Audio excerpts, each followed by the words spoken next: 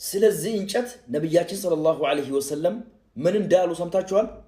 ሁላችሁም ረህመት ሰላም ያወረዳችሁ ላኪን እየነካችሁ ሼር አድርጉ። ነብያችን ሰለላሁ ዐለይሂ ወሰለም ቡኻሪና ሙስሊም በዘገበው ሐዲስ ላይ ምን አሉ?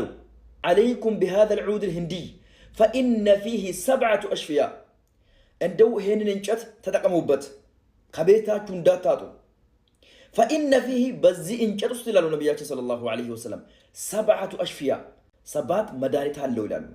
ለሰባት በሽታ መድኃኒት ይሆናል ይላሉ ነብያችን ሰለላሁ ዐለይሂ ወሰለም። ላካርጋ ሼር ማድረግ አጠቃቀሙን ልንገርክ።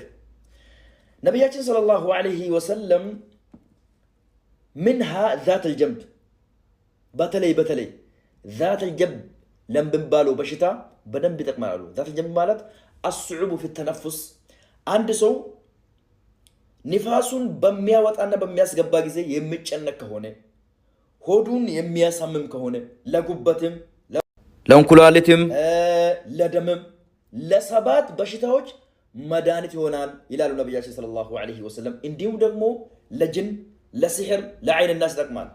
እንዴት ነው አጠቃቀሙ ከፈለጋችሁ በዚህ ሁኔታ እንዳለ ሰብራችሁ ፊልም ታዘጋጁና በፊልም ላይ ታረጋላችሁ ይታጠናል ማለት ነው። የሁለተኛው ደግሞ ይወሰድና ይፈጫል። ከተፈጨ በኋላ ዱቄቱን በውሃ ጨምራችሁ መጠጣት ትችላላችሁ። አሊያም ደግሞ ትንሽ ትወስዱና ዱቄቱን ማለት ነው በማር ተጨምሩና ተበጠብጡና ተጠጣላችሁ።